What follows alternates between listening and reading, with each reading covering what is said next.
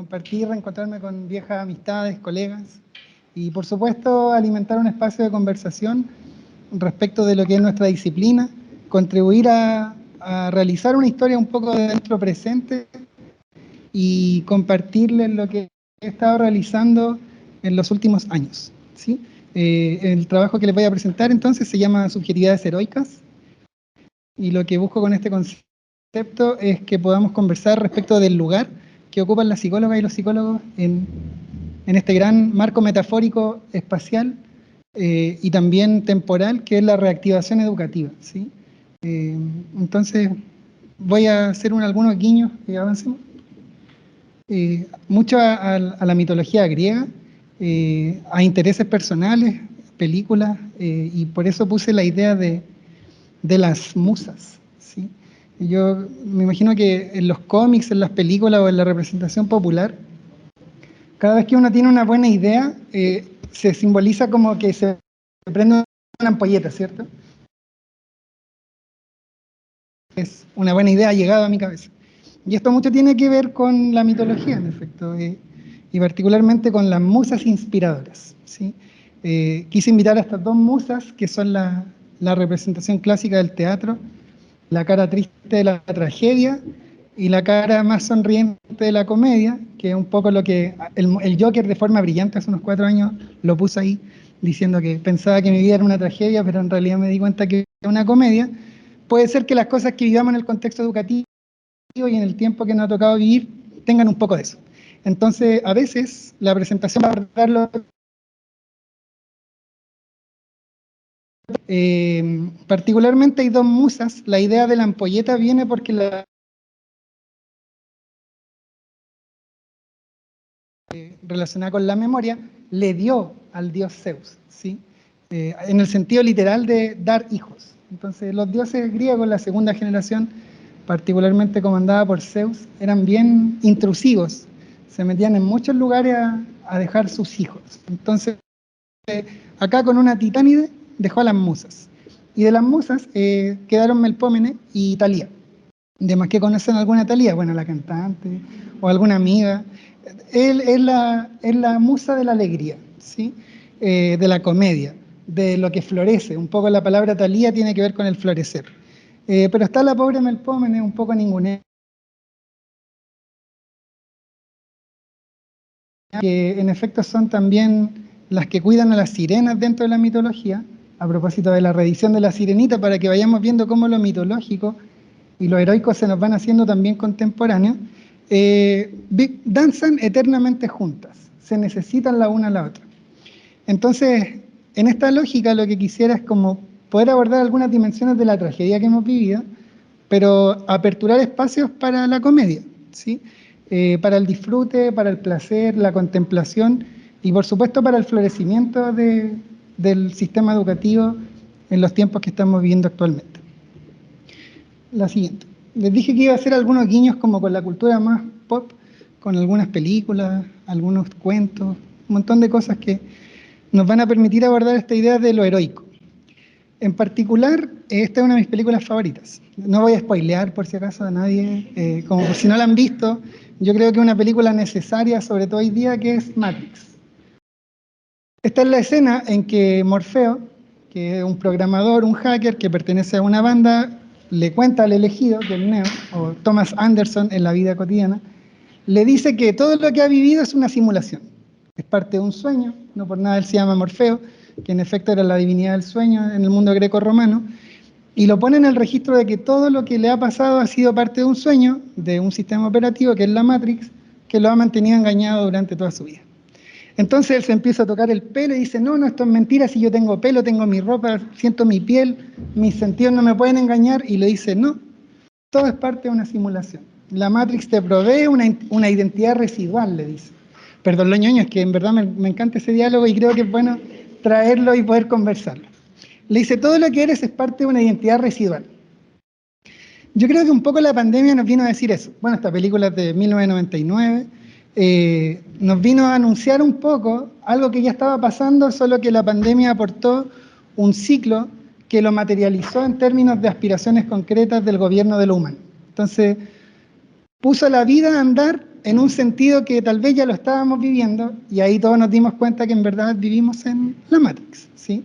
En medio de mascarillas, en medio de un montón de elementos novedosos. El guiño que hace esta película es, le dice Morfeo al cerrar el diálogo, le dice, bienvenidos al desierto de lo real. Y ahí él despierta y se da cuenta que en verdad ahora pertenece a una nave, que es el Nabucodonosor, y él está ahí pelado, con un pijama roñoso, con un cable acá atrás que lo va a conectar a la Matrix cuando pueda, y ahí la película ya no lo spoileo más para que la vean quienes no la han visto. Bueno, es como Zeus, la ampolleta, los escombros, un poco esta cuestión desértica que se empieza a materializar en el ciclo de política educativa en el que nos encontramos actualmente, la siguiente, que ha sido un poco, tal vez estos 3 hitos. Lo hago únicamente con fines esquemáticos, obviamente. Uno puede distinguir distintos momentos de los últimos 4 años de nuestra vida en los sistemas educativos, pero al menos podemos conceptualizar que existe la virtualización forzosa en marzo del 2020, así como todos a los computadores. Yo creo que hace 5 años atrás no nos imaginábamos que la gente en Concepción, en Temuco, no iba a estar viendo. Saludos para allá. Hashtag, así como todas esas cosas, no nos imaginábamos que eso iba a pasar. Seguramente hubiésemos viajado convenientemente a esas sedes y hubiésemos hecho la misma presentación y pasarla bien. Bueno, ahora se comprimió el tiempo y el espacio, entonces la virtualización forzosa nos puso eso. Luego vino esta idea permanente de, ya, ¿y cuándo nos van a vacunar? Por favor, para que podamos volver a la normalidad. Y empezó a instalarse esta idea grande de nueva normalidad, retornos progresivos, aforos, estar vacunado para entrar a ciertos lugares, después masificar. Hoy día estamos en esta nueva normalidad, muy también problemática desde el punto de vista sanitario y político, por los virus respiratorios que andan. O sea, la escuela siempre está tensionada por este paisaje sanitario político que se ha desplegado a propósito de la pandemia. Y al menos estos 3 momentos nos ponen frente a una gran metáfora que unos autores canadienses, que son Farhadi y Winton, describieron muy bien hace años atrás. Educar en pandemia es construir un avión mientras volamos. O sea, yo no sé si habrá algo más complejo que hacer eso. Por las zonas de inestabilidad que tenemos que recorrer, por las vicisitudes que esto implica, por la necesidad de conectar sinérgicamente ideas complejas para darle continuidad a algo tan importante en nuestras culturas como es la práctica educativa.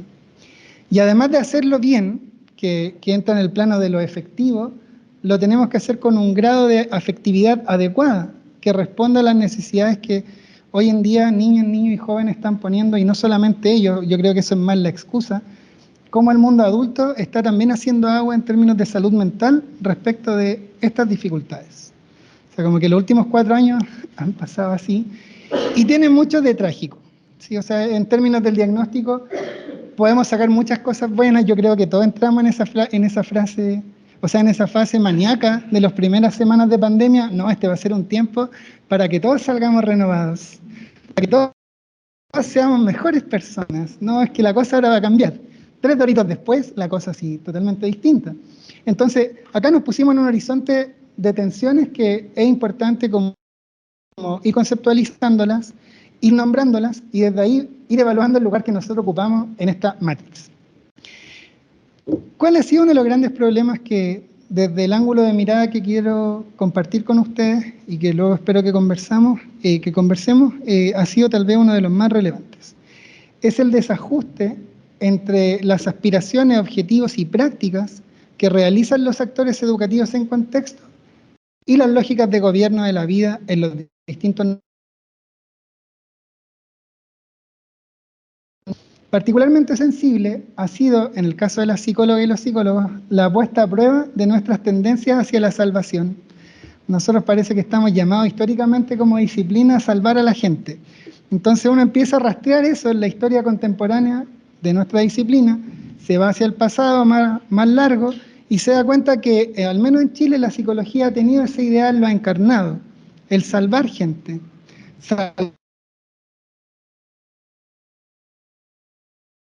Un poco la lógica de la motivación y la autoestima, hoy día un poco el tema de que son carentes emocionales, la violencia, conceptualizaciones que nos ponen ante un sujeto que es digno de que se haga algo en él.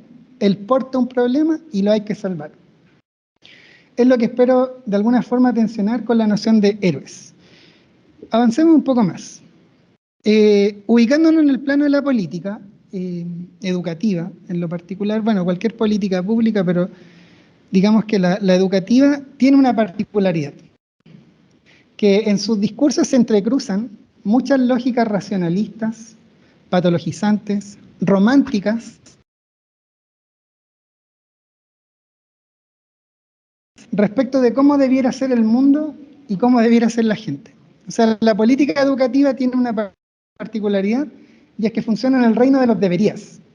Ustedes deberían ser así. ¿Sí? Digamos que esa es su gran voz, o los ecos que hace un poco la política educativa es, ustedes deberían ser así, o deberían estar haciéndolo así. Si lo están haciendo así, deberían intentar esto. Es un poco la voz más maternal, incluso representada en todas las culturas del debería. Usted debería. Entonces, acá se articulan en las cosas del decir algunos elementos interesantes en regulaciones tanto globales como locales de la política educativa, especialmente en momentos de pandemia. La misión, recuperar la educación al 2021. Esa es la lógica misionaria, que es muy sensible a esa particularidad histórica de la psicología de la salvación. Recuperar la calma, así como, a lo mejor no la hemos perdido, pero ya está el supuesto de que la hay que recuperar. Y digamos el gran significante contemporáneo. Ahí me hacen, el niño se desbordó emocionalmente. Protocolo de contención. O sea, como que hay que hacer una ceremonia para contener. No basta que yo agarre al niño, ya cálmate, sosiégate. No, no, hay otras cosas más que hacer, distintas de eso cualitativamente. Se protocolizan, se hacen ceremonias y se ponen en juego distintas concepciones de lo humano y formas de acción, que son, insisto, se conectan de forma muy sensible con cómo hemos sido nosotros históricamente como disciplina.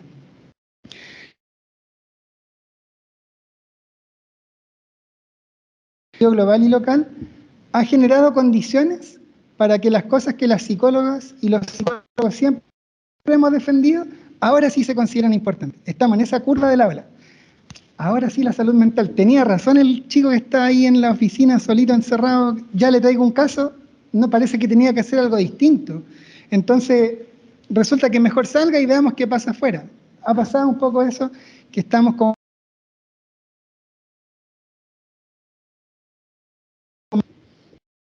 Chile pospandémico. ¿Sí? Este año se ha publicado esta política de reactivación educativa que tiene algo muy interesante, que pone en el centro este eje, la convivencia y la salud mental. O sea, es una de las tensiones estructurales que hace que nos llamen a hacer algo. Algo hay que hacer acá. Tutores para que apoyen a los niños, las duplas psicosociales tienen cosas que hacer, el programa Habilidades para la Vida tiene un rol muy específico en potenciar este eje, a la vez que buscamos que los niños, las niñas y los jóvenes fortalezcan los aprendizajes y reduzcan las brechas, ¿cierto? Innegables que han existido en los últimos años. Y por cierto, ¿cómo hacemos de la escuela un espacio para que la gente vuelva y que cuando esté se revincule? Entonces, no se trata de que la gente solamente esté en el espacio escolar, sino que además tienen que pasar otras cosas. Y acá abro algunas preguntas respecto de cómo creamos condiciones para estar presentes. Pero un poco rompiendo el modo mueble, yo creo que la pandemia tenía algo muy bueno para todos los que estuvimos en posición de estudiantes durante ella. Que uno apagaba cámara, apagaba micrófono y a mimir, podía dormir un rato más, ¿sí? Podía ver una serie y nuestros estudiantes seguramente hacían eso. Mientras uno estaba ahí hablando en la cámara, haciendo toda una performance, seguramente eso pasaba.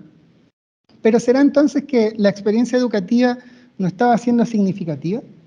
Porque yo no dudo, y acá es una apuesta, digamos, axiológica, de que las educadoras y los educadores pusieron su máximo esfuerzo en condiciones de crisis.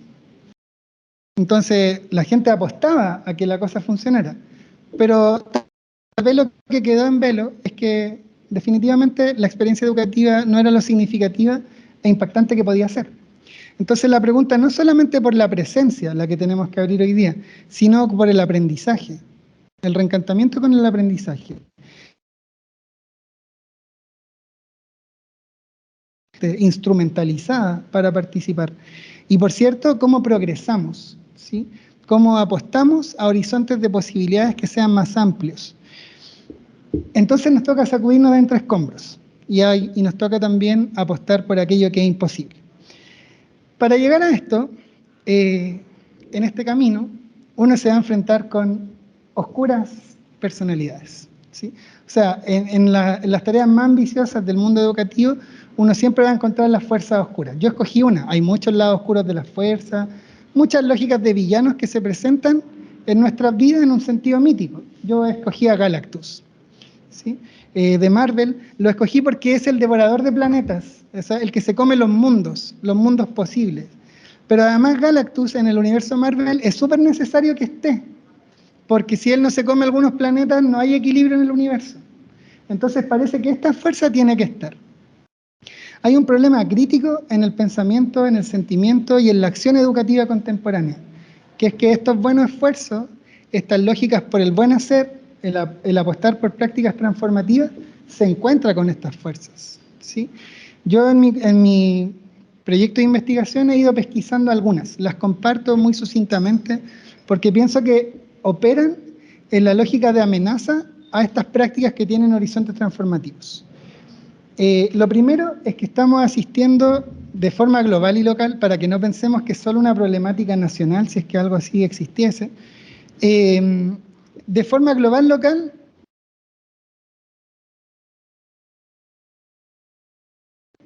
es que se sostienen retóricas de éxito y de transformación, pero en la práctica el sistema tiende a la muerte. Un caso contingente, el sistema de educación pública en Chile. Ahora sí lo vamos a recuperar. No puede ser que esté tan decaído el sistema de educación pública. Tenemos que volver a Gabriela Mistral, a Valentín Letelier, dice el mensaje presidencial asociado a la política 21.040.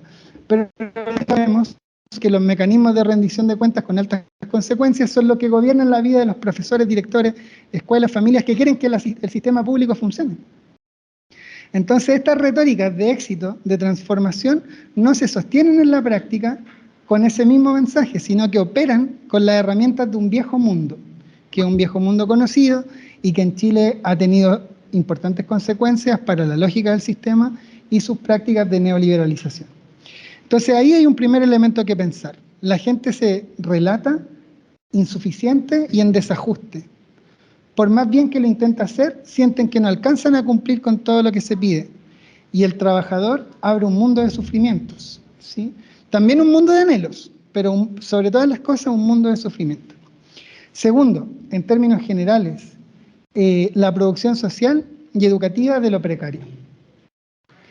Las pedagogías de la crueldad, ¿sí? Que nos van mostrando un mundo que ya no existe, que preferimos decir que los chicos no atienden mi clase porque les gusta Marcianeque y el Pailita, y que la violencia es culpa de ellos porque son problemas psicológicos individuales que tienen. Y no apostamos a leer de qué nos está hablando esa violencia, o por qué los chicos prefieren al Marcianeque, que a lo mejor son antihéroes de muchas cosas, pero algo están encarnando, algo están respondiendo que la escuela no. La escuela no lo puede todo, decía Paulo Freire muy lúcidamente, pero puede algo, ¿sí? Y lo que puede hacer es construir mundos, todavía, ¿sí? A pesar de que ande Galactus por ahí, todavía puede construir mundos. Entonces, en lo precario, lo que ocurría anteriormente era que habían grupos precarizados, ¿sí? Un niño que tenía algunas dificultades, pero se ha ido haciendo una lógica extensiva. Estamos leyendo a todo el mundo en clave precaria. No sabemos reconocer que tiene el otro de capacidad. Preferimos hablar de nuestro estudiante, es que tiene carencias emocionales. Descríbanme las fortalezas emocionales que tienen sus estudiantes. Nos cuesta un mundo, no tenemos un lenguaje para hablar de aquello lo que la gente es competente, aquello en lo que la gente es capaz. Y mucha sinergia con estas problemáticas porque tiene su propio discurso del déficit. Nuestra psicología no tiene una teorización positiva del sujeto humano, lo prefiere ver en negro. Escalas multicromáticas de grises, diremos, blanco, grises y negro, pero nos cuesta apostar a una mirada más multicolorida. Y por último, y en el contexto de lo que está haciendo, y esto es un tema social que la psicología tiene que debatirlo, es el contexto de la avanzada autoritaria que estamos espacio para decir muchas cosas, y lo que ellos construyen cotidianamente son políticas efectivas del miedo y del odio, en el lenguaje de Saramet y su política cultural de las emociones. Sentir que hay un futuro transgresor que va a pasar. Yo le podía tener cuando niño miedo al viejo del saco, pero el viejo del saco nunca apareció, todo el tiempo me dio miedo. Pasó de largo, se metió a otra casa, pero estaba presente, marcándome algo, encogiendo el cuerpo. Y el odio, cuando rivalizamos con las trayectorias migrantes precarizadas, cuando hablamos de la diferencia, nos va mostrando que los necesitamos presentes, no es que los queramos excluir, los necesitamos ahí para construir lógicas crueles y humillantes. Entonces estamos en un momento histórico en que no lo podemos todo, pero podemos salir. O sea, podemos hacer apuestas. Y acá es donde empecé a mirar datos. En este horizonte les quiero compartir algunos datos. Esto representa proyectos de investigación en construcción sobre psicólogos y psicólogas de Ecuador, de Chile. Yo lo considero una problemática global local. Es decir, uno no puede entender solo una capa de la cebolla, sino que hay que mirar la integración de todas estas capas y que se van dibujando aspectos problemáticos. Lo monstruoso. Entonces les voy a presentar algunos diálogos y luego vamos a conceptualizar. Carla, el seudónimo de la persona psicóloga con la que yo estaba conversando, me dice: con la pandemia trabajar en escuelas ha sido como tener un jefe de 3 cabezas. Tú puedes imaginarte el monstruo que es. Se larga a reír. Y en la complicidad de yo ser investigador y ella psicóloga de escuela, nos reímos, yo me río en la cámara en aquel momento y le digo: sí, los conozco. Me dice: bueno, tú te puedes imaginar lo monstruoso que es. Tú tienes en tu escuela una cabeza, en tu escuela, la que está detrás, quise destacar esa palabra en rojo y subrayarla, detrás de ti, con los asuntos de la escuela. Tienes otra cabeza en el distrito, el cual está detrás de ti con sus propias ideas, sus deseos, sus aspiraciones. Y detrás necesitamos este informe. Finalmente, estás recibiendo órdenes de 3 cabezas, lo cual termina ahogándote. ¿Sí? Acá la persona hace una pausa, suspira, vive el ahogo, digamos en el contexto afectivo de la entrevista, y dice: es como tener un monstruo en vez de un jefe, ya que este tiene 3 cabezas, y se interroga: ¿cómo puedes seguir a 3 cabezas sin volverte loco? Y se larga a reír. Acá la hidra de Lerna, ¿sí? En la mitología griega la hidra de Lerna tenía un papel porque cuidaba el Hades, el inframundo.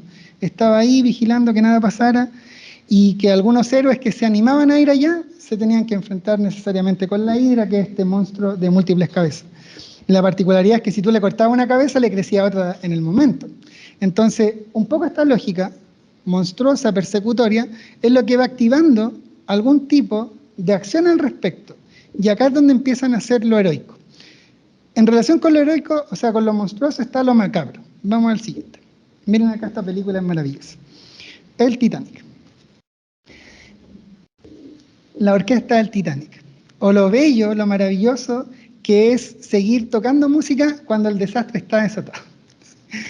Les suena familiar, ¿cierto? Así como... es lo que hacen las psicólogas y los psicólogos, ¿sí? Cuando el desastre está instalado, hagamos una lógica de expresión emocional. A lo mejor eso es lo que pasa. Regulación emocional. Están desregulados los niños, entonces hagamos un taller de expresión emocional. Sale mal porque esperaban que la gente dijera que está feliz y los niños dicen que están enrabiados y tristes y nadie sabe qué hacer. Carguémoselo a la psicóloga porque ella abrió el problema. Entonces, un poco esta es la lógica que está operando no solo en nosotros, sino en todos los trabajadores de la educación. Este es un grupo focal con profesores recientes realizado en una región del país, y acá estas son algunas notas que yo tomé porque habíamos apagado la grabadora.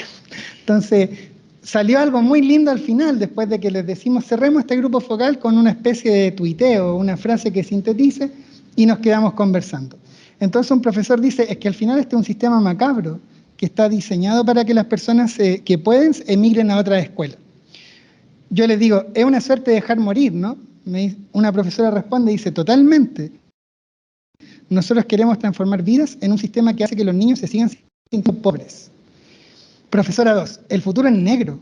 Para reactivarnos, porque habíamos estado hablando de esta política, Necesitamos reconocer lo que hacemos en el territorio más la importancia de nuestros lazos afectivos, dice la profesora. El profesor retoma y dice, mientras los expertos nos dicen que escuchemos los que, es que ustedes no saben. Siempre los expertos van a la escuela y les dicen, es que lo que ustedes no saben es que nosotros estamos haciendo esto, pero la gente en la escuela sabe muy bien lo que está haciendo y lo sabe mejor que los expertos. Pero está esa tensión ahí entre experto y no experto. Lo que ustedes no entienden, nosotros actuamos como la banda del Titanic y la gente se larga a reír, nos largamos a reír todos y se genera unos chistes entre medio. Yo le digo, oye, qué buena metáfora, habrá quedado grabada porque estábamos cerrando. La gente se sigue riendo, pausa, silencio, y el profesor retoma su idea y dice, nosotros seguimos tocando aunque el barco se hunda. ¿Sí? Esta lógica del ahogo entra muy sensiblemente en todos los actores educativos hoy en día. Además, nosotros vivimos en un país que, este es un insight que tuvo una compañera, a la Dani, que es maravilloso el insight que hizo, porque dice, para que haya tanta agua, tipo tsunami, porque hay entrevistas que hemos percibido, modo tsunami le llamamos, antes tuvo que haber un terremoto. Y somos un país tan sísmico que hemos naturalizado que estas cosas pasen. No solo a nivel de las capas de la Tierra, sino a nivel de nuestro mundo de construcción de práctica y sentido. Ahí es que lo naturalizamos, pero sí es normal que la educación pública esté maltrecha. En algún momento se tiene que morir. Entonces, este es el momento para hacer algo. En ese hacer algo, les quiero poner frente a un personaje que espero que todos conozcan todavía, porque está la posibilidad de que no, pero yo creo que es un universal de la cultura. Y ahora, ¿quién podrá defendernos? Esa es la pregunta.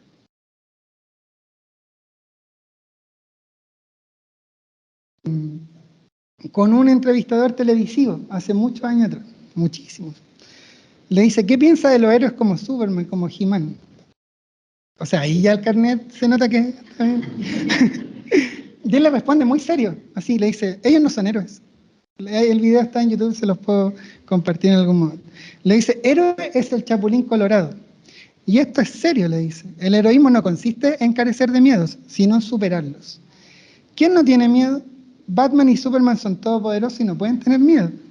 El Chapulín Colorado se muere de miedo, es torpe, débil, tonto, etc. Y consciente de esas deficiencias se enfrenta al problema. Es un héroe y pierde. Otra característica de los héroes pierden muchas veces, después sus ideas triunfan. Los entrevistadores quedan visiblemente incómodos con la respuesta y uno de ellos dice, oiga, eso es filosófico. No contaban con su astucia. Le dice, no contaban con su astucia. Yo creo que todos nos estamos preguntando y ahora quién podrá defendernos. Un diagnóstico que con distintos grados en el sistema educativo, en sus distintos niveles, nos representa. Algo está pasando que uno desea que alguna fuerza interventora se haga cargo de esto. Pero la respuesta, alerta de spoiler, no puede ser individual. Porque dame un héroe y vamos a escribir una tragedia. Entonces, vamos al concepto de lo heroico. Acá yo puse una lámina con algunos de mis héroes favoritos. Las culturas están llenas de héroes. Vamos a la siguiente. Están llenas de héroes y heroínas. La palabra héroe, digamos, incorpora ciertamente a la heroína en su lenguaje original. Por eso la he mencionado todo el tiempo como héroe, porque la incorpora. Entonces, acá están los clásicos, ¿sí? Los clásicos griegos, Artemisa, Atalanta, está Perseo, Teseo, Aquiles, por cierto, Heracles. Todos los héroes griegos están ahí encima. Mis favoritos de la infancia, los caballeros del Zodiaco, otros héroes, ¿sí?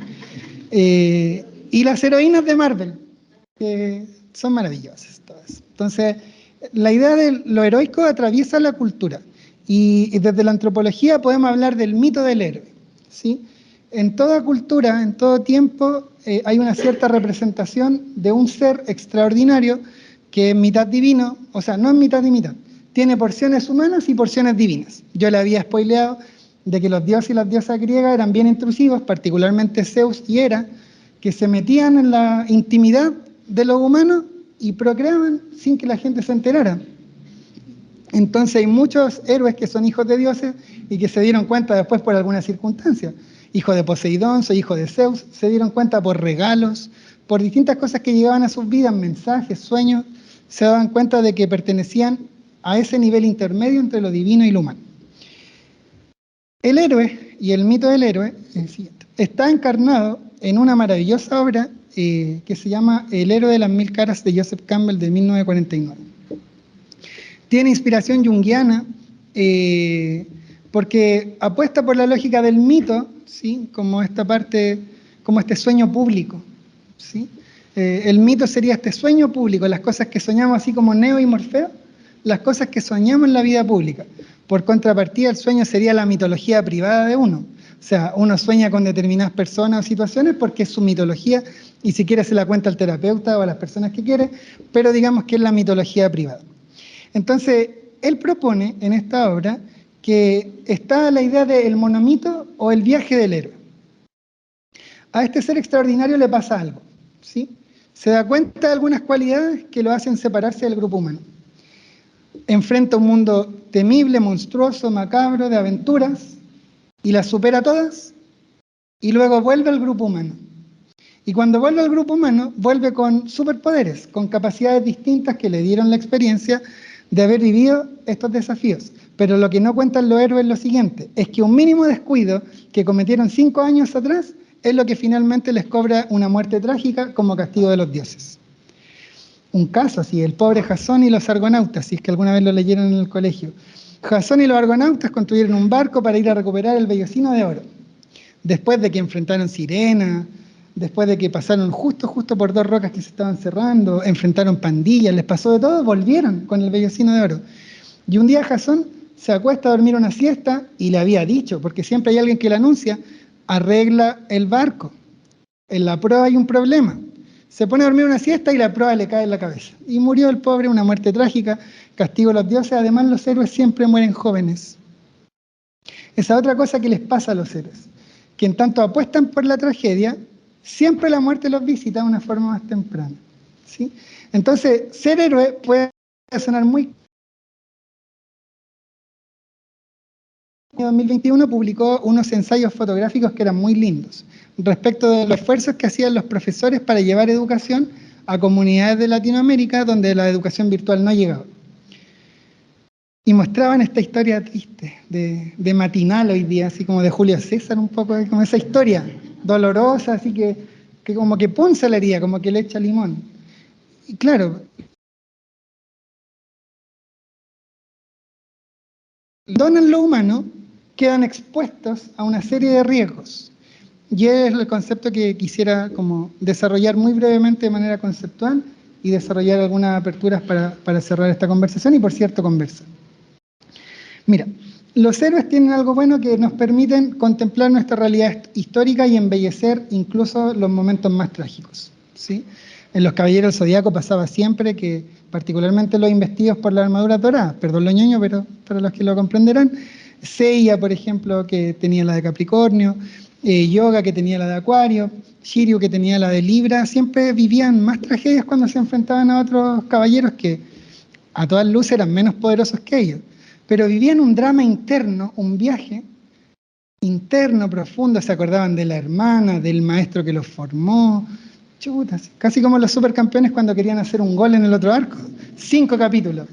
Lo mismo les pasaba a estos héroes, ¿sí? Estaban ahí de alguna forma tratando de... El viaje del héroe siempre es hacia adentro. No es una ascensión en sentido estricto, no es una búsqueda de la divinidad, es que el héroe es héroe porque comprende la intimidad humana, forja el dolor, lo comprende, lo contiene, y desde ahí es donde puede apostar a un horizonte transformativo. Nos permite examinar este concepto algunas pistas respecto de nuestro lugar, ¿sí? Lo primero, bueno, ya les decía que tienen porciones humanas y divinas, y particularmente su realización viene dada porque integran de forma excelsa lo cooperativo con lo combativo. ¿Sí? Hércules, o Heracles. Hércules es para los amigos, la mitología le llama Heracles.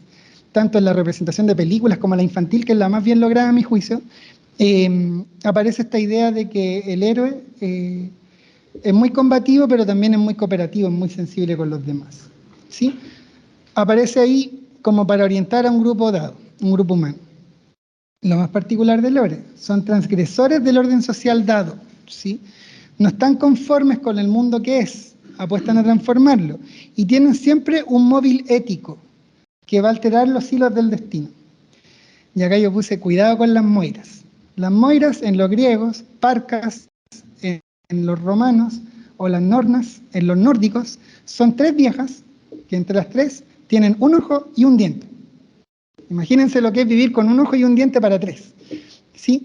Y estas, las moiras son las hilanderas del destino.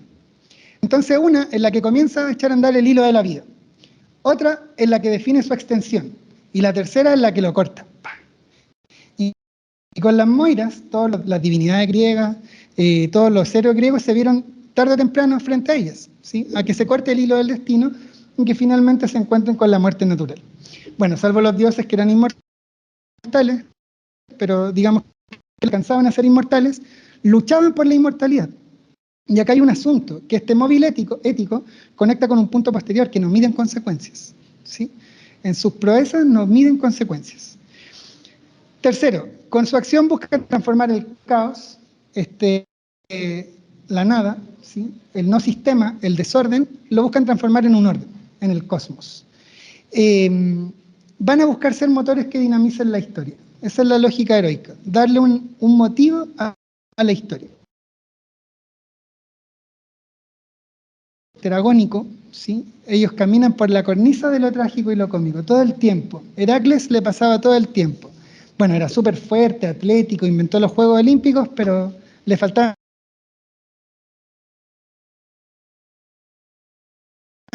le levantaba a la esposa a la prima, siempre andaba en la cornisa de lo trágico y lo cómico. Pero por sobre todas las cosas, y habiendo pasado la mayor parte de los héroes griegos por la mano de Quirón, que era un centauro, que es el sanador herido, ¿sí? Educó a todos los héroes conocidos del mundo griego, pero viven la soledad, la padecen. Como trabajan con el dolor, lo comprenden primero como una fuente de conocimientos. El dolor nos enseña cosas, pero también conocer el dolor es el camino para la redención.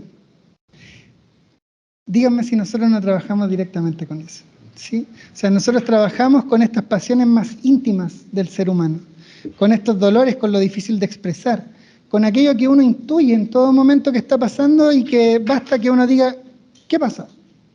Ese es el papel que estamos ocupando hoy día en este mundo. Esto y esto otro. Pero lo contingente es que tal vez somos las personas que podemos hacer las preguntas necesarias. Ya que estamos ahí, podemos problematizar nuestra historia reciente, las lógicas político-económicas que nos han puesto dentro de la escuela, todo lo que uno quiera. Pero un contexto, un escenario de escombros como el que estamos viviendo hoy día, nos invita a la acción contingente, ¿sí? ¿Qué hacemos con eso que tenemos enfrente? Quisiera ir orientando entonces, vamos con la otra. Acá la mencionamos a Patricia Guerrero, que es una gran maestra del mundo del trabajo y el sufrimiento humano.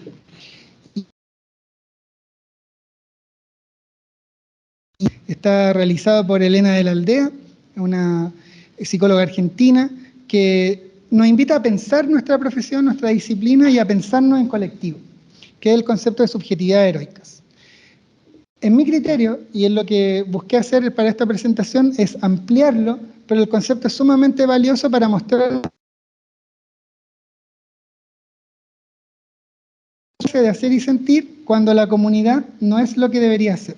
Esta escuela tiene todo para hacer algo, pero es lo que es. Y aparece la exigencia de que alguien corrija lo que ahí está pasando. Pese a que históricamente nuestro trabajo en la escuela ha sido muy paradójico, como ha sido descrito brillantemente en ese clásico libro ya, que es El mago sin magia,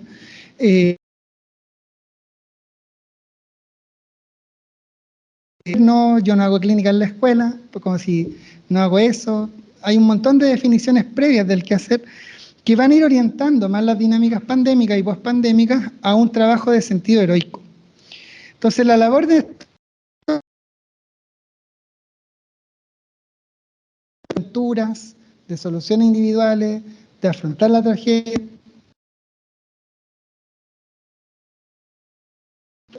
lo podamos explorar en términos de los efectos que genera para el sufrimiento en la escuela, ¿sí? O para la cuestión grande de la salud mental escolar. Vamos con la otra, por favor. Entonces, este concepto es muy útil para desmitificar aquello que vengo planteando respecto a la figura heroica, ¿sí? Todo aquello que se presenta en nombre de lo bueno, lo necesario, lo sano, es posible de ser cuestionado.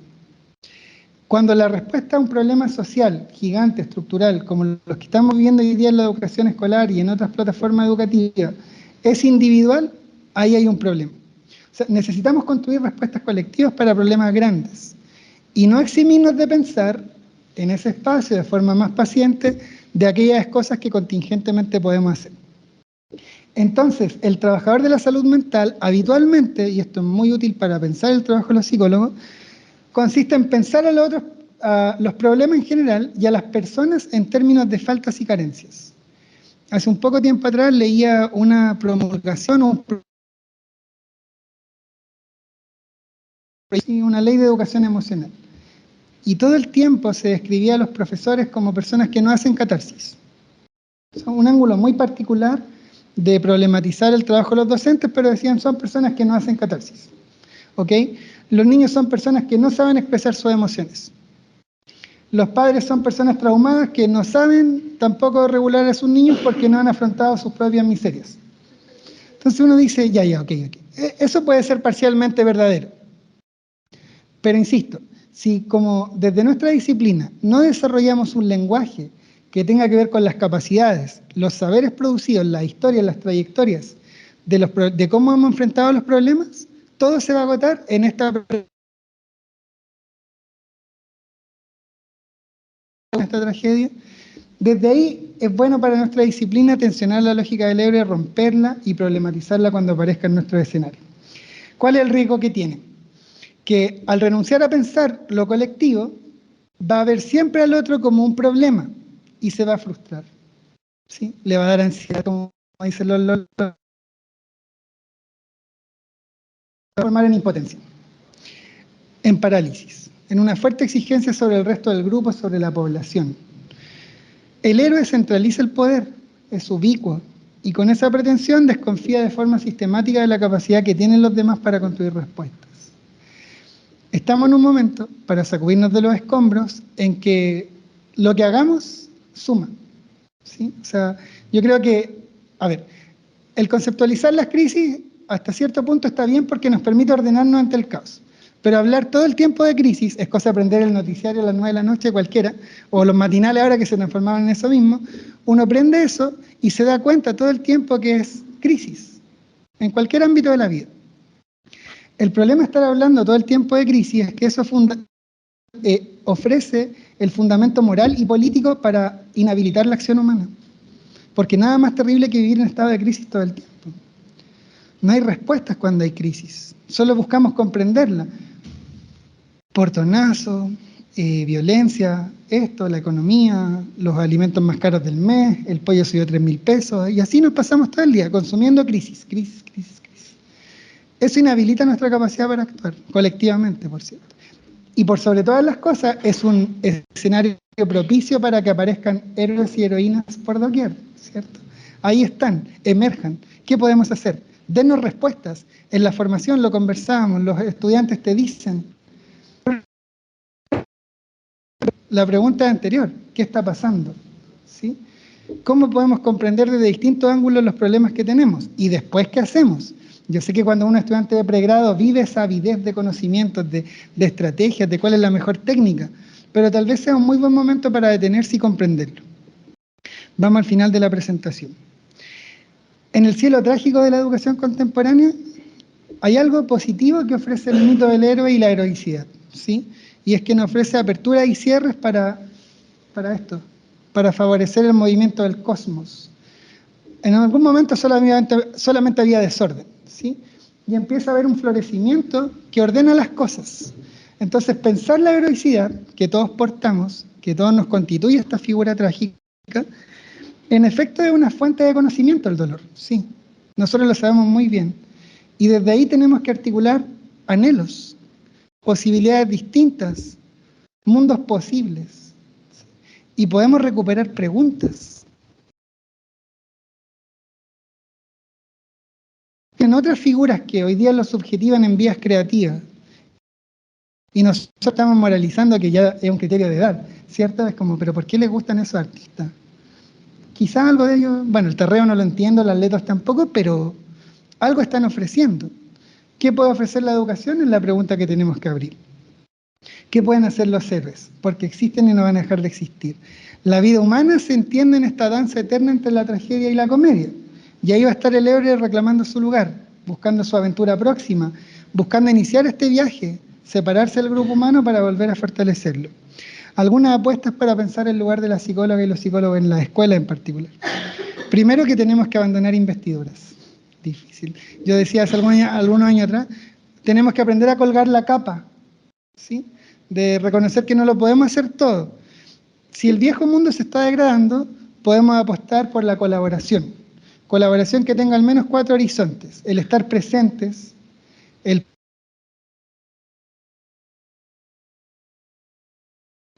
y por sobre todas las cosas, el poder progresar en nuestras trayectorias. La escuela nos tiene que ofrecer, es el lugar que nos puede ofrecer todavía estas cosas. O sea, mientras la avanzada autoritaria que describíamos anteriormente degrada la escuela y la educación con sentido público, lo que hay que recuperar es que los niños no solamente vayan cuando hay algún problema, un terremoto, una pandemia, una crisis, la gente llega a la escuela del barrio. Es un lugar para estar, pero también tenemos que convertirlo en un lugar que permita permanecer, aprender, progresar en la vida, ¿sí? Con horizontes distintos, no es la lógica emprendedurista de que hay un horizonte de la pirámide, pero podemos construir posibilidades, escenarios distintos. Segundo, que tenemos que redefinir nuestros móviles éticos, ¿sí? Es decir, si transitamos todo el tiempo entre el desorden y el orden,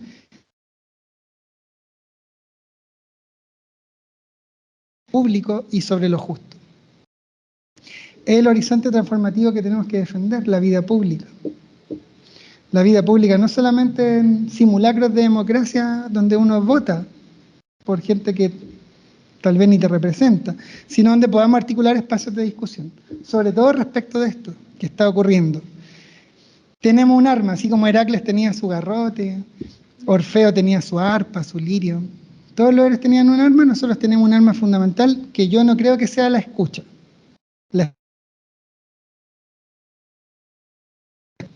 A lo mejor sube a las constelaciones en algunos años esto, pero la principal herramienta que tenemos los educadores y los profesionales que asistimos a la educación es la pregunta, porque la educación se ha preocupado mucho en los últimos años de cualificar a los sujetos, que sean competentes, que aprendan, que el CIMSE, que vamos sumando, que entrenamiento para esto, educación en cápsulas, ¿sí? A ratos la lógica de socialización, ¿sí? Que expresen sus emociones, ya, ¿verdad? Que pase la psicóloga, Pamela Lagos, que pase. Ok, hay que abrir una pregunta que Gerd Biesta describió muy bien, que es la subjetivación. La educación todavía es el lugar, el espacio y el conjunto de prácticas humanas donde podemos preguntar el para qué de las cosas. ¿Sí? ¿Te gusta Marcianeque? ¿Para qué?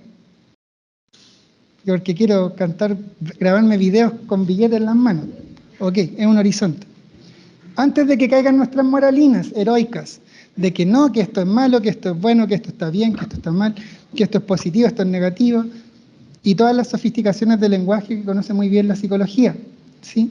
La pregunta fundamental que todavía podemos hacer es el para qué de las cosas. ¿Para qué vienes tú a la escuela? ¿A qué? ¿Qué buscas? ¿Qué nos estamos ofreciendo? El espacio de problematización. Entiendo que la escucha tiene un lugar. Algunos se me pueden tirar encima con eso de la escucha no es nuestro lugar. Sí, pero es muy pasiva. Y el héroe pasivo tiene un nombre, mártir. Y una sociedad de mártires, nada se puede hacer, porque todos nos estamos quejando de nuestros sufrimientos.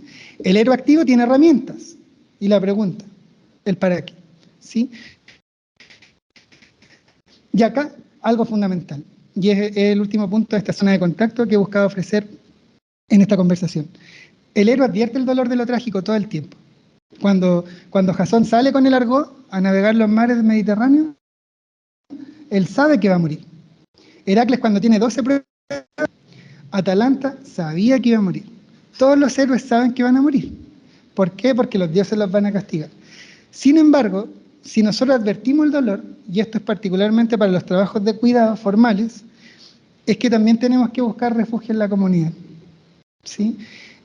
Porque podemos abrir nuestras soledades. Nuestro trabajo es un trabajo solitario. A pesar de que estamos todo el día rodeados de gentes, ¿sí? Pasan por ahí, van a nuestros espacios, los vemos todo el tiempo. Son personas que de una u otra forma no nos acompañan en sentido profundo, lo cual profundiza nuestra soledad. Y los temores. Entonces, ¿qué mejor que regocijarse con el calor de la tribu? ¿Sí? Construir horizontes colectivos, ser uno más de estos forjadores de la pregunta del para qué. Y por último, para contemplar plácidamente la danza eterna entre la tragedia y la comedia, ¿sí? Creo que eso es el mensaje que los héroes de nuestra labor hoy día es pensar el caos, pero para ir construyendo colectivamente un orden. Orden que apueste por lo inclusivo, por lo justo, lo democrático, lo público, y que nos permita también reconocer nuestros talones de Aquiles. Ahí hay otra metáfora maravillosa respecto de los héroes. Por último, el caos y el cosmos, bailando hasta la eternidad. Gracias y conversemos.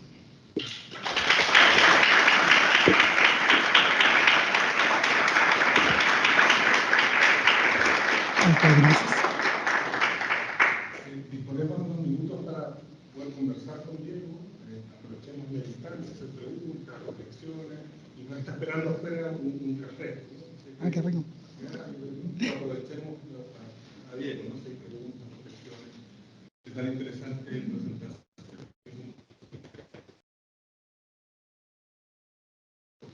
Habernos entregado tanto a ver que esté pensando junto a nosotros. Qué bueno. Gracias a ti. Gracias por la invitación. Diego, primero felicitar tu exposición. Creo que fue... Me interesaría preguntarte sobre este concepto de subjetividades heroicas, porque creo que hay tantas cosas que efectivamente dan cuenta del psicólogo o psicóloga.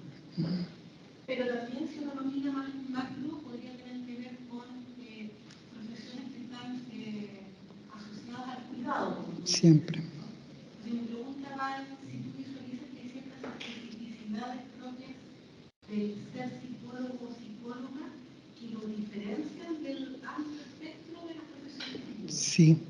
Oye, te agradezco mucho la pregunta, porque habitualmente los héroes griegos llevan un apellido, ¿sí?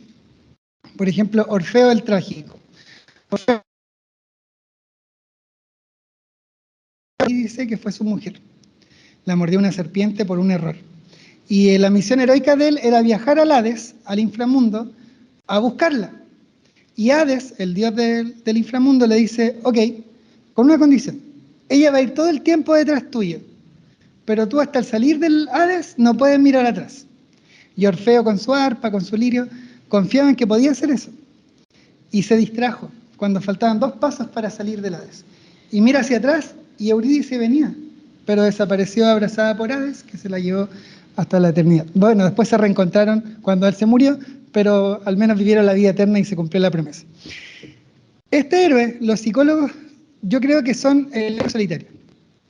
Y es la especificidad en la lógica de trabajos de cuidado formal. Creo que nosotros hacemos muchas renuncias a lo colectivo en distintos ámbitos. Entonces, por ejemplo, había algo que estábamos conversando también afuera, es que no, yo no hago clínica. Hay una renuncia de inmediato. Es que no, eso yo no lo veo. Es que lo tengo que derivar. Entonces, hay una comprensión de nuestro trabajo que opera mucho en lo que alguna vez describió el equipo de Verónica López, es el tema del encapsulamiento, el encierro. Y los encierros lo único que producen es ahogo. Entonces, como nadie te conoce, nuestra disciplina tiende a eximirse de la participación en la vida pública. Hace un tiempo atrás hubo una polémica de un psicólogo que expuso una visión bastante progresista y que era de un colegio que tenía un ideario más neoconservador. Los papás imprimieron el ideario respecto de la problemática constitucional y al colega lo despidieron. ¿Quién te defiende? Entonces, mejor me guardo de mi politicidad porque me expone. me guardo de imprimir acciones de otros. Es un héroe que construye su soledad, digamos que ese es su movimiento, es ir construyendo permanentemente la soledad. Esa soledad, posteriormente, es condición de posibilidad de su propia tragedia, el desgaste laboral. O sea, a diferencia de los profes que viven, por ejemplo, la problemática del agobio, los profes tienen un trabajo mucho más abierto y expuesto. Es cierto que todavía está el ideario de la maestra Jimena, de que la profe casi que no puede ir a tomarse un helado tranquilamente. Ya, la cultura neoconservadora está haciendo lo suyo. Pero creo que nuestro movimiento es que construimos muchas soledades. ¿Por qué? Porque portamos un saber, en la lógica de Quirón, que era la lógica del sanador herido, y Jasón también era el héroe sanador, es que nosotros trabajamos con la sanación, en sentido amplio, ¿cierto? No es la sanación terapéutica como se entiende, sino que apostamos justamente por eso, ¿sí? Está el problema de la soledad. Yo creo que si lo pudiésemos así como trazar mitológicamente, el psicólogo o la psicóloga, el héroe solitario. Le pondría ese apellido. Me gusta la pregunta y me anima a ensayarlo o que lo ensayemos. Creo que podría ser una de las respuestas posibles. A ti. Más preguntas, comentarios, ideas. Ronnie. Bueno, pues como soy de la fruta, pero me quedé dando cuenta porque al principio cuando empiezas a exponer pienso automáticamente en Mauro Imagen, pienso como esa figura. Me pasa así como dentro de la psicología educacional, es que nos encontramos en una profesión mucho esas identidades. O sea, los discursos que dan vuelta van en la línea de tenemos que salvar a los niños de la calle, hay que ganárselo para la calle. Sí. Por ejemplo, en la educación pública, y mientras más grande, más pobreza, más hay que salvarlo. Entonces, como una figura de hasta epopeya en cómo se configura y se elabora el trabajo. Me parece que ahí, como en ese espacio, ocurre otro problema, que es que el profesor y el psicólogo educacional no entran en un diálogo en común respecto de cómo salvar ese de partida. Entonces, se tiende con mayor rapidez a que, por una parte, el trabajo que podría ser pensado un colectivo, que podría tomar mayor perspectiva y que podría ser de cuidado, termina teniendo mayor riesgo porque no hay un discurso común respecto a cómo trabajar con el niño. Sí. Y la segunda cosa que ahí me da cuenta es que seguimos teniendo un espacio de no necesariamente encuentro, que produce mucho desgaste, pero que además lo, ¿cómo decirlo? Como que te pierde del sentido. O sea, como en el camino yo creo que hace que se pierda, como que se pueda encontrar con la muerte, ¿no? Es que están en un contexto en donde hay mucho de lo que hacen que no tiene sentido. Y se pierde el foco de lo importante o de aquello que quieren salvar. Sí. Entonces pensaba ahí en cómo poder encontrar caminos que efectivamente tiendan a pensar, o sea, por último ya, si me es tan difícil renunciar a mi capa heroica, ¿no? Es cómo tengo la capacidad de reconocer a un otro, que puede ser un profe, que el profe reconozca al psicólogo educacional como un otro para poder pensar esa escuela con objetivo, con una sensación de tema. Porque al menos la lectura que yo tengo es distinta, como de lo que he visto, ¿no? Como de que no, el psicólogo llegó a desordenarme el espacio Sí. de la escuela, a no entregarme como posibilidades. O sea, hay como qué cosas se te ocurren a ti que podrían ir en ese camino de encontrarse, que ya juntar dos personas como con un horizonte común ya baja como la sensación de malestar y de la sensación de sufrimiento. Sí, me parece, gracias Rami. Me parece una pregunta maravillosa y necesaria. La respuesta no se agota ciertamente en lo que yo pueda decir, pero tengo una idea que estoy seguro que incluso en instancias gremiales puede ayudar mucho. Y es que, bueno, decíamos que los héroes siempre cometen un descuido que luego da forma y vida a su tragedia. El nuestro ha sido un descuido fundamental. y es que hemos construido a la despedagogización de la vida educativa. Entonces, la política oficial en Chile se ha diseñado en las últimas décadas para despedagogizar a los profesores y transformarlos en técnicos que ejecutan. Lo mismo ocurre con nosotros. Entonces, en las escuelas no se habla de pedagogía, se habla de entrenamientos focalizados para resolver problemas o para el CIMSE, como mucho. Pero no se habla del horizonte más trascendente de lo pedagógico, de la relación social pedagógica. Entonces, los profes perciben eso de nosotros, que les desordenamos el gallinero, para así me lo dijeron alguna vez. Es que ustedes desordenan el gallinero, y yo estoy totalmente de acuerdo, porque alimentamos el no conversar de pedagogía. Si hay un problema, no se lee en clave pedagógica, se lee muy rápidamente como una transposición mío. Entonces el psicólogo que lo resuelva. Pero tal vez en estos espacios seamos actores que debamos invitar a activar diálogos pedagógicos de los problemas educativos que vivimos a nivel individual, a nivel grupal, a nivel institucional, para recuperar ese horizonte. Porque es cierto que está ese efecto de desorden, ¿sí? Un poco como Beloforonte, que era otro héroe, que portó el Pegaso, no lo sabía domar.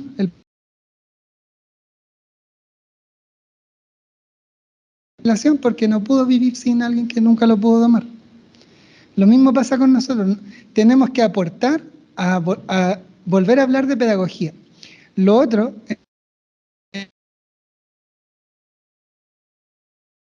desde las instancias gremiales, pero sobre todo desde las vidas cotidianas y también en los debates constituyentes, lo que sea que quede de eso.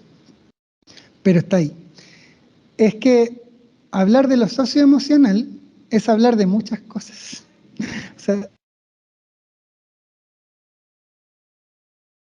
y no todas son buenas, necesarias y sanas como se plantean. Entonces, voy a poner una casuística. Tenemos rabia contra el profe. No, bacán. ¿Qué queremos que expresen? ¿Que están felices siempre? ¿Una japicracia? ¿Eso queremos? Así como que la gente diga sí a todos. Un problema con la profesora.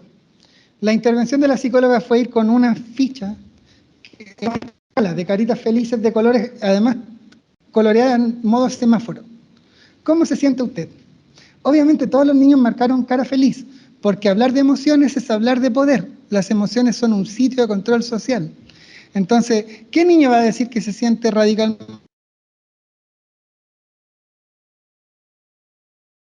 Percibimos que un profesor es sexista, o la problemática étnico-cultural hoy día la vamos a nombrar como tal. Ya, pongámonos en otro horizonte. Si todos podemos expresar enojo en la escuela, también eso está socialmente organizado. ¿Quién se puede enojar en una sala de clases? ¿Quién puede alzar la voz? Si una niña alza la voz, ¿cómo es nombrada en relación con un niño que alza la voz? Francisco Leal, un querido profe, es un saco de preguntas y una bolsita de respuestas. Es gigante. Lo socioemocional tiene muchos significantes. Aparece en los periódicos, también aparece en la política. Pero ¿de qué estamos hablando cuando hablamos de eso? ¿Queremos hacer un mundo interior translúcido? Donde yo pueda mirarte y decir, alegría, como intensa. El panel de control. Esa lógica también, en una perspectiva más crítica del management, pensar también las emociones, no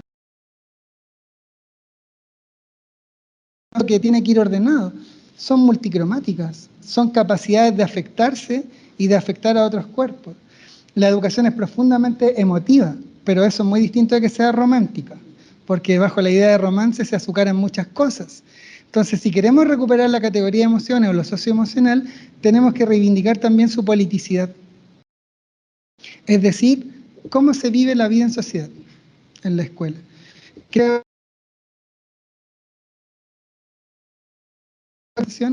que viene siendo formada por 2 décadas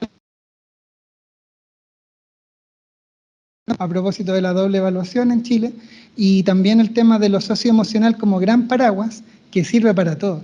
O sea, dentro de lo socioemocional uno puede desde hacer yoga y pintar mandalas hasta hacer viajes chamánicos. Se puede hacer de todo con eso. Y ahí necesitamos un posicionamiento colectivo como disciplina. Algo tenemos que nombrar también nosotros. Además que es un nicho de negocio muy interesante, las emociones venden mucho. En Argentina,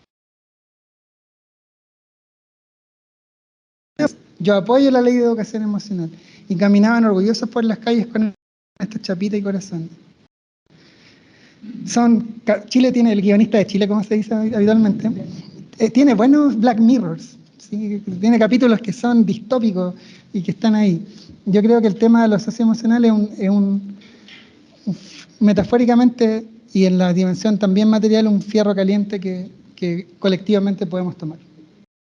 Diego, para ir cerrando, no, por favor, vamos a ir conversando afuera, pero yo quería decir que tenemos un espacio importante de capítulo. Por favor, adelante. Bueno, no me voy a regresar a lo que alcanza a llegar sobre los motivos, así que le doy las gracias. A ustedes. Yo estaba pensando todo el rato, ¿qué es lo que está pasando? ¿Qué está pasando en la formación de los psicólogos? Porque esta analogía que todos usan el héroe. El héroe es aquel personaje que funciona solo.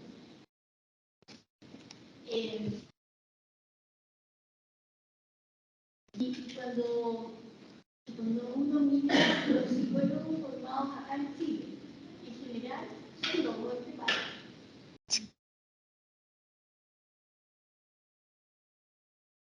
Un cuento porque Gabriel también está a cargo de la formación.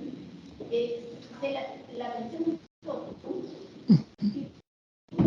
Para revertir esta forma de pensar, porque hoy día una de las cosas que sabemos que está en evidencia es que cuando trabajamos en equipo, todos pensamos mejor y nos sostenemos entre nosotros.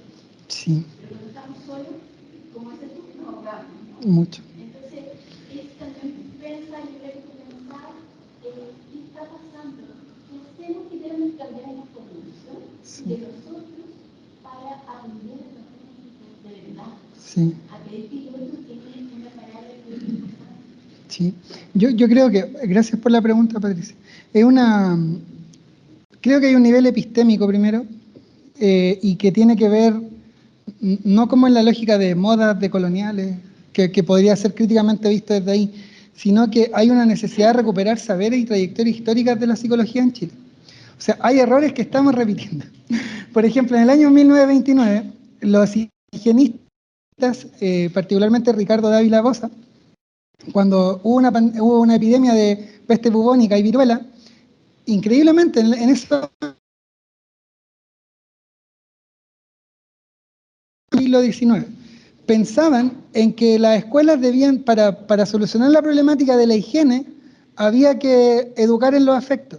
Ya en esos años, o sea, un siglo atrás, un siglo y cuarto atrás, ya estaba el problema de los afectos, el cariño, la escuela que sea cálida pero rigurosa, y toda esa metáfora que ha constituido la idiosincrasia de nuestra cultura y, por cierto, de nuestra disciplina. Tal vez una apuesta epistémica es construir una historia crítica de la psicología chilena, que ha sido muy seducida por los perfiles de competencia. Entonces, en el año 2006, la Fundación Chile elaboró un perfil de competencias. Yo, ingeniero del sentido común. Ese era nuestro trabajo, ingeniar el sentido común, responder la respuesta por defecto, crear lenguaje para eso.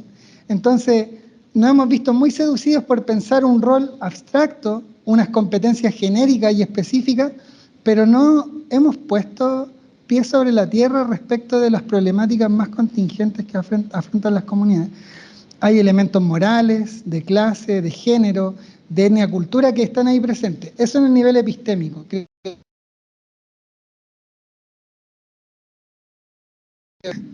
¿Cuántos se necesitan para cambiar una ampolleta? Ninguno, que no han cambiado. Pero, y también a nivel axiológico, yo creo que es una pregunta muy necesaria. Yo, dentro de muchos hilos que uno puede tejer al respecto, va por el lado de cuestionar la herencia salvadora. Estamos asistiendo a un fenómeno que como equipo nosotros en la línea donde yo trabajo le hemos llamado la mistralización de la educación. Entonces los profes rápidamente están diciendo, volvamos a Gabriela Mistral. Ya, pero ¿cuál Gabriela? Porque hay muchas Gabrielas. Entonces, hay muchas Gabrielas que divinizamos muy rápido a nuestra figura. Necesitamos todo el tiempo, yo creo que es un tema idiosincrático, una figura que nos ilustre, que nos oriente. Lo que tengamos que trazar es esta historia crítica nuestra, pensarla muy bien con horizonte transformativo, pero con apuestas muy claras. Los posicionamientos no pueden ser comunicados. Respecto al proceso constituyente opinamos esto. Respecto a la revuelta popular opinamos esto. Hay una respuesta también gremial colectiva, posicionamientos cotidianos que defender, y también yo creo que ahí la metáfora del mago sin magia, yo creo que sí hay una magia, y que la magia tiene que ver con que nosotros abrimos preguntas, canalizamos reflexiones, y que todavía podemos defender eso, sobre todo en un mundo de chat GPT, el ministerio sacó un instructivo para el chat GPT. Me siento mal hoy día, ¿qué hago? Busca ayuda psicológica, te dice chat GPT. Sí, pero ahí también hay algo que defender. Todavía hay una frontera de lo humano en esa a pensar colectivamente, te la agradezco mucho. Son las cosas que se me ocurren así al voleo. A ti. Super. Gracias, Diego. A usted.